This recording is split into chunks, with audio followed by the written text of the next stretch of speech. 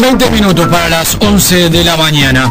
Lo hemos venido consignando aquí en tiempo presente. Hemos hecho un seguimiento de estos primeros 8 meses del gobierno de la presidenta de Brasil, Dilma Rousseff, porque se han reiterado los escándalos y las caídas de ministros muy importantes.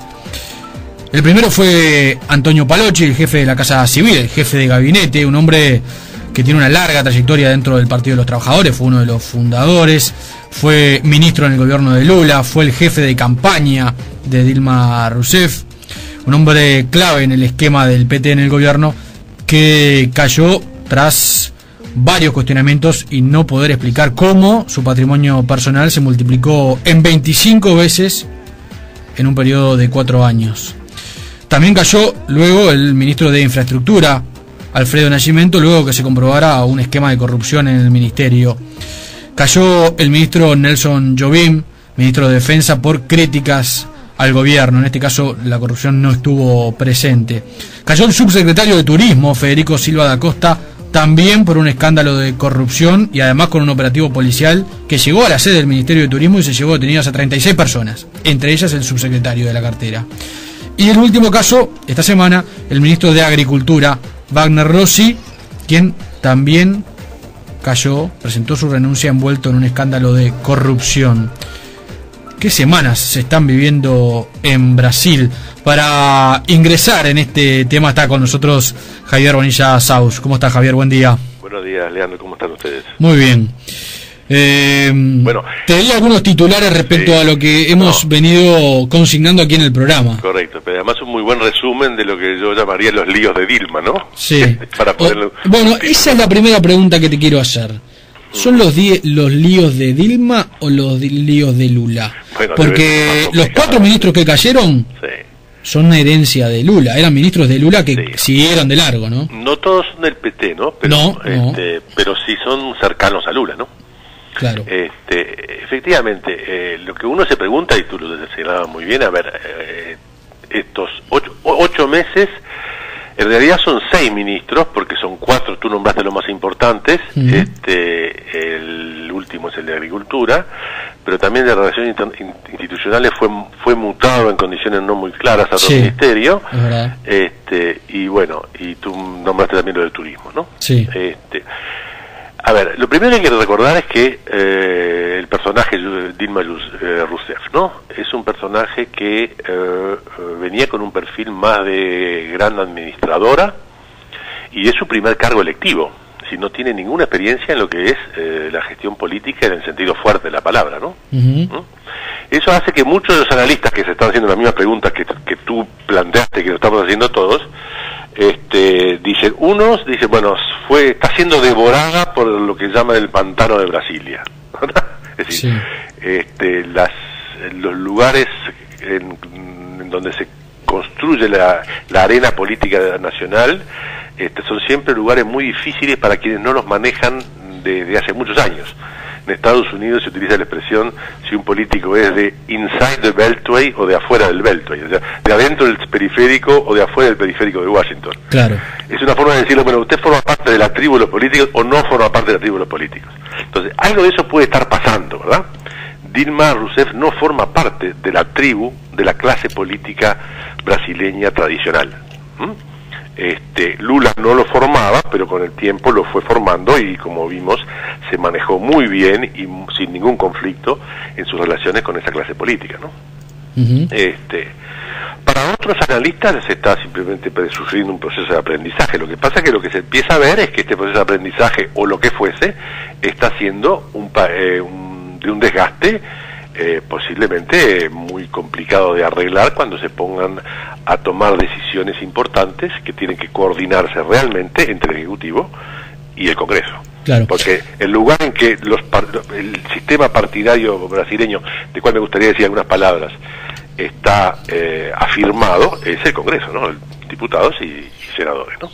Claro, hay quienes señalan que lo que está ocurriendo además es que hay un cambio de estilo en el Palacio de Planalto. Es decir, Lula tenía un estilo político en el cual evitaba remover a sus ministros, intentaba defenderlos ante los mismos hechos, y Dilma no le tiembla el pulso. Se sabe que es una mujer dura, algunas la llaman la dama de hierro en alusión a la ex primera ministra británica Margaret Thatcher, y algunos dicen, bueno, no, la diferencia es que ante las denuncias Dilma huela a un ministro, no tiene mayor dificultad, y Lula tiene un estilo distinto, sobre todo teniendo en cuenta que el PT gobierna con una coalición de partidos y que muchos de estos ministros, como tú decías, pertenecen a otros partidos. Exacto.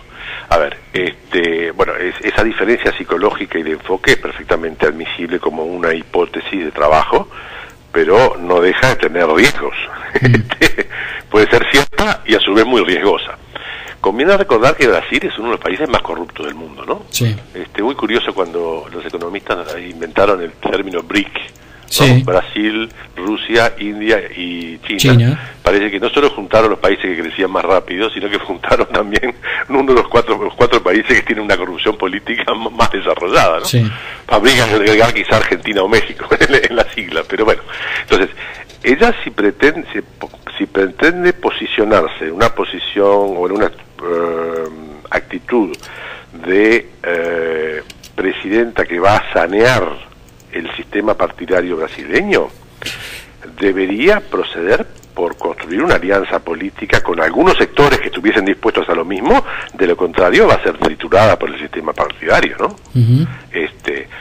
Porque además el sistema partidario, tenemos ya el hecho de que es profundamente corrupto, pero además es un sistema partidario brasileño que nunca terminó de madurar realmente. Quizás es importante que la audiencia, que en Uruguay estamos acostumbrados a un sistema de partidos ultra maduro, a veces pasado de maduro, el único partido realmente nacional es el PT. Los demás partidos, que el PMDB es un poco más también está logrando nacionalizarse, son en realidad grandes coaliciones que se ponen para las elecciones bajo determinada bandera, pero esas coaliciones después, cuando en la gestión, se van armando y desarmando de manera muy, lo que se llamaría una geometría variable. Entonces, manejar la relación desde el Ejecutivo, manejar el Parlamento con esos partidos, no es lo mismo que manejarse en Europa o en Uruguay o en Chile con partidos que están disciplinados, organizados, con sus problemas, como siempre, ¿verdad? Pero estos, hay que recordar que el sistema partidario brasileño es un sistema muy joven, digamos, ¿no? Eso complica las cosas. Entonces, enfrentar la corrupción, o por lo menos tener, como tú decías, una actitud distinta a la de Lula, que es exactamente así. Lula no levantó una sola perdiz, ¿verdad? Lo que pasó durante el gobierno de Lula puede haber sido igual o peor de los en materia de corrupción, como sucedía en cualquier gobierno anterior que no era de izquierda, ¿no? Es decir, Lula nunca levantó un tema, salvo que se lo levantaran. Ahora, la otra posibilidad que convendría explorar es que, bueno, a ver, tenemos que hacer la hipótesis que Dilma Rousseff no es tonta, ¿verdad?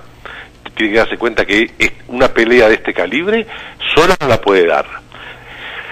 Hay algunos personajes del PMDB que fingen acompañarla en una actitud dura frente a la corrupción, pero yo no me confiaría mucho en que eso puede significar una alianza que aguante los años que faltan y que vaya a enfrentar todos los problemas que una moralización de la política o un redentor de la política en Brasil va a enfrentar en los próximos años. Me parece que debe ser una actitud más coyuntural con respecto a la opinión pública. Entonces, si ella está real y honestamente pretendiendo limpiar la política brasileña, me parece que no se está dando las herramientas necesarias. La otra es que en realidad no esté exactamente en esa actitud y que la estén empujando a ella. ¿Me explico? Y ahí porque estoy tratando de aproximarse a tu razonamiento. Porque ¿a quién le está sirviendo esto? ¿A quién está sirviendo este debilitamiento de la presidenta? En realidad la presidenta como tal todavía no ha sufrido erosión en su imagen. No, bueno, una de las cosas que se señala justamente es que ha reaccionado rápido. Ahí está. Entonces, pero sí, ha cuidado su imagen. Pero sí ha caído mucho la imagen del gobierno Rousseff. Claro. Del conjunto del gobierno. Pero lo que podía estar sucediendo es que porque la corrupción no es ella que la está persiguiendo ni levantando. Los escándalos de corrupción, muchos de ellos le están surgiendo de manera, vamos a decir entre comillas, espontánea. Sí. ¿Me explico? Sí. Fundamentalmente ha sido aquí clave Bella, ¿no? Sí. La revista Bella, por lo menos 2 de los temas los levanta Bella. Son denuncias hechas por la Ahí revista está. Bella. Entonces, Bella de repente se dio cuenta de que había corrupción en el Brasil, ¿no? Sí. En realidad, puede haber efectivamente un operador que está, que tiene que ser un operador con capacidad, con poder, enfrentando a la presidenta a escándalos de corrupción que conociendo el Brasil pueden ser infinitos, ¿verdad? Y sometiéndola a un proceso de desgaste que evidentemente en la medida que ella reacciona con cierta rigidez y no acomoda, Uh-huh. Empieza a desgastar su imagen. De alguna manera, quizás sería importante que la audiencia tuviese claro que la alianza que soporta en el legislativo al gobierno Rousseff son casi 12 partidos, ¿no? Obviamente que el PMDB es el más importante, pero hay muchos partidos estaduales, pequeños partidos, claro. El partido republicano, que justamente, que ya parece haberse retirado sí. de la alianza, porque el ministro de Agricultura creo que pertenecía a sus filas. Entonces, enfrentar a la presidenta a una sucesión de escándalos de corrupción es una forma de poner a prueba permanentemente y desgastar su relación con el sistema político. Uh-huh. Y irla de alguna manera aislando, ¿verdad? La salida de personajes como tú bien marcaste, como Palocci o Jobim, fueron cosas importantes, sobre todo en el caso de Jobim, además, que complicó la relación con las Fuerzas Armadas, porque Jobim era el ministro de Defensa y fue reemplazado por Celso Amorín, que tampoco fue recibido, no fue bienvenido, no fue nada bienvenido por un sector de la sociedad brasileña como las Fuerzas Armadas, que sabemos que no es menor, ¿verdad? Porque no solo tiene importancia por lo que son como Fuerzas Armadas, sino que tiene importancia porque son uno de los motores del desarrollo brasileño, ¿no? Es decir, hay un lado empresarial de las Fuerzas Armadas claro. brasileñas que es muy importante en la economía brasileña.